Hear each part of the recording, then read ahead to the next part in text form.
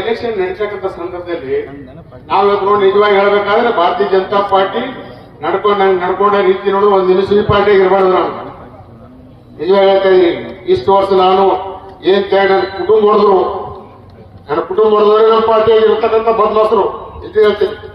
ಆದ್ರೂ ಕೂಡ ನಾನು ಮನಸ್ಸನ್ನ ಇಟ್ಕೊಳ್ಳಿಲ್ಲ. ನನಗೆ ಮೋದಿ ಬೇಕು, ದೇಶ ಬೇಕು, ಭಾರತೀಯ ಜನತಾ ಪಾರ್ಟಿ ಶಕ್ತಿ ಕೊಡಬೇಕಂತ ಎಲ್ಲಾ ಸಹಿಸ್ಕೊಂಡು ಈ ಪಾರ್ಟಿಯಲ್ಲಿ ಇದ್ದೀನಿ. ನಿಮಗೇನಾಗಲ್ಲ, ನೀವೆಲ್ಲರೂ ಈ ಊರಿನ ದೇಶ ನೋಡ್ಬೇಕ ಬಿಟ್ಟು ಸಣ್ಣ ಪುಟ್ಟ ಮೋದಿದು ಉಮೇಶ್ ಜಾಧವ್ ಎಲೆಕ್ಷನ್ ಅಲ್ಲ, ಚಂದು ಪಾಟೀಲ್ ಎಲೆಕ್ಷನ್, ಶಿವರಾಜ್ ಹೆಗಡೆದಲ್ಲ, ಯಮಪಟ್ಟಣದಲ್ಲ, ಮಾಣಿಕೇಶ್ವರದಲ್ಲ, ಇದು ನರೇಂದ್ರ ಮೋದಿ ಎಲೆಕ್ಷನ್ ಅದು.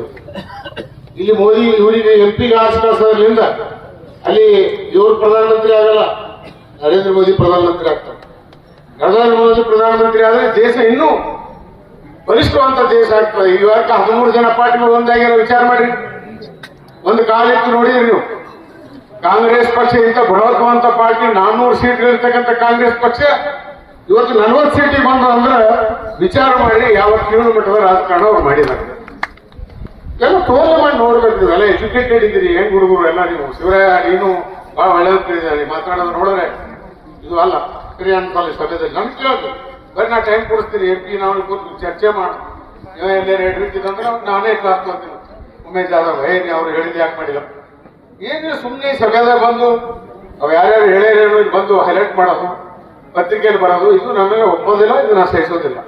ಈ ಮಾತಾಡ್ಬೇಕು ಹೋದ್ರೆ ಊರು ಪೂರ್ತಿ ಡೆವಲಪ್ಮೆಂಟ್ಗೆ ನೀವು ಪೂರ್ತಿ ಹಾಳು ಮಾಡ್ತಕ್ಕಂಥ ಯೋಜನೆಗೆ ಹೋಗ್ತಿರೋ ಹೊರತಾಗಿ ಗ್ರಾಮದ ಅಭಿವೃದ್ಧಿ ಆಗಲ್ಲ. ಅನೇಕ ಸಮಸ್ಯೆ ಇದೆ, ರೈಲ್ವೆ ಸಮಸ್ಯೆ ಇದೆ. ಇದು ಮಾಡ್ಬೇಕಾಗಿ ಹಿಂದಿನ ಡ್ಯಾಮ್ನಾಗ ಇದ್ದಾಗ ಜಿಲ್ಲಾಧಿಕಾರಿಗಳು ಆದೇಶ ಕೊಟ್ಟರು ಕೂಡ ನಾನು ನೀರು ಬಿಡ್ತಿದ್ದಿಲ್ಲ. ನಿಮಗೆಲ್ಲ ಗೊತ್ತದ. DC ನಮಗೆ ಫೋರ್ಸ್ ಮಾಡಿದಾಗ ಇಂಜಿನಿಯರ್ ನಮಗೆ ಫೋರ್ಸ್ ಬರ್ತಾ ಅಂದ್ರೆ ಹೇಳಿದ್ರು ಆ DCಗಳು ಆ ಡ್ಯಾಮ್ ಇವರು ಗುಲ್ಬರ್ಗದವ್ರಿಗೆ ನೀರು ಕೂಡ ಸಲ ಕಟ್ಟಿಲ್ಲ. ಮೊದಲು ನಮ್ಮ ತಾಲೂಕಿನ ಜನರಿಗೆ ಬದಲಿಸಿದ ಮೇಲೆ ನಾನು ನೀರು ಕೊಡ್ತೀನಿ ಅಂತ ಹೇಳ್ಕೊಂಡು ನಿಂತಿರ್ತೀವಿ.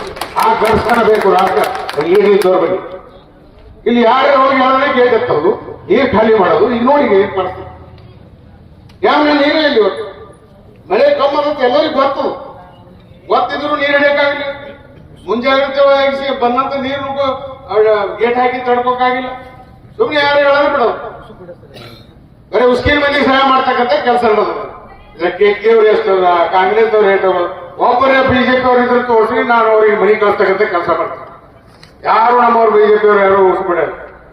ಇವೆಲ್ಲ ಕೆಂಪು ಚಿತ್ರ ಇದೆ. ನಮ್ದು ಬಿಳಿ ಕಾಗಬಹುದು ಎಲ್ಲಿ ಒಂದು ಕಪ್ ಚುಕ್ಕಿ 40 ವರ್ಷದ ರಾಜಕೀಯದಲ್ಲಿ ಈ ಮಗ ಭ್ರಷ್ಟನ, ಈ ಮಗ ಜಾತಿ ಹೊಡೆದನ, ಈ ಮಗ ಜಗಳ ಹಚ್ಚನ ಅನ್ನೋಂತ ಒಂದು ಕಪ್ಪು ಚುಕ್ಕೆ ತೋಳೋದು ಈ ರಾಜಕಾರಣದಲ್ಲಿ ಇದ್ದೀವಿ.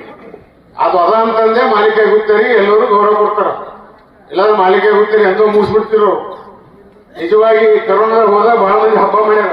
ಹೋಯ್ತು ಕ್ರೀಡಾ, ಇದು ನಮಗೆ ಲೀಡರ್ಶಿಪ್ ಸಿಕ್ತು, ನಿಮ್ಗೆ ಗೊತ್ತಿಲ್ಲ. ಆದ್ರೆ ನೀವು ಅನೇಕ ನನ್ನ ಅಭಿಮಾನಿಗಳು ದೇವರ ಹರಿಕೆ ಮಾಡಿದಿರಿ, ದಿನ ನಮಸ್ಕಾರ ಹಾಕಿದ್ರಿ, ಪ್ರೇ ಮಾಡಿದ್ರಿ, ಉಪವಾಸ ಬಿಟ್ಟಿರಿ. ನನಗೆ ಫೋನ್ ಬರ್ತಾ ಇತ್ತು.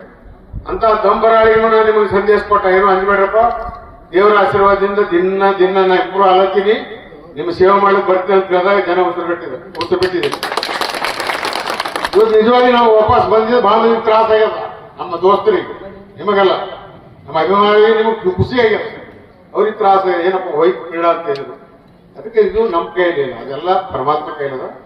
ಎಲ್ಲಿಯೂ ನಾವು ಎಷ್ಟೋ ಅನೇಕ ಇಲ್ಲಿ ಪುರಾಣದಲ್ಲಿ ಸಾಕಷ್ಟೆಲ್ಲ ಒಂದು ಮಾನವತೆಯ ಮೌಲ್ಯದ ಬಗ್ಗೆ ಮಾತನಾಡಿದ್ರು. ಮನುಷ್ಯ ಹುಟ್ಟಿದ ಮೇಲೆ ನಾವು ಒಳ್ಳೆ ಕೆಲಸ ಮಾಡಬೇಕು, ಹೋದ್ಮೇಲೆ ನಮ್ಮ ಜನ ನಮ್ಮ ನೆನೆಸ್ಬೇಕಂತ ಯಾಕೆ ಹೇಳ್ತೀನಿ ಅಂದ್ರೆ ಅದೇ ನಮ್ಮ ನಿಜವಾದ ಅಸ್ತಿತ್ವ. ಅದಕ್ಕೆ ನಮ್ಮ ಕರಿಕೆಯವರ ಸಾಹಿತ್ಯ ಒಳಿತು ಮಾಡು ಮನುಷ್ಯ ಇರೋದು 4 ದಿವಸ, ಒಳಿತು ಮಾಡಿ ಮನುಷ್ಯ ಇರೋದು 4 ದಿವಸ, ಸತ್ತ ಮೇಲೆ ನಿನಗೆ ಹೆಣ ಅಂತಾರ, ಸುಖ ಆಗ್ತಾರ. If you like this video ಬೇಗ ಲೈಕ್ ಮಾಡಿ, ಕಾಮೆಂಟ್ ಮಾಡಿ, ಶೇರ್ ಮಾಡಿ ಹಾಗೂ ಯೋಯೋ ಟಿವಿ ಕನ್ನಡವನ್ನು ಸಬ್ಸ್ಕ್ರೈಬ್ ಮಾಡಿ.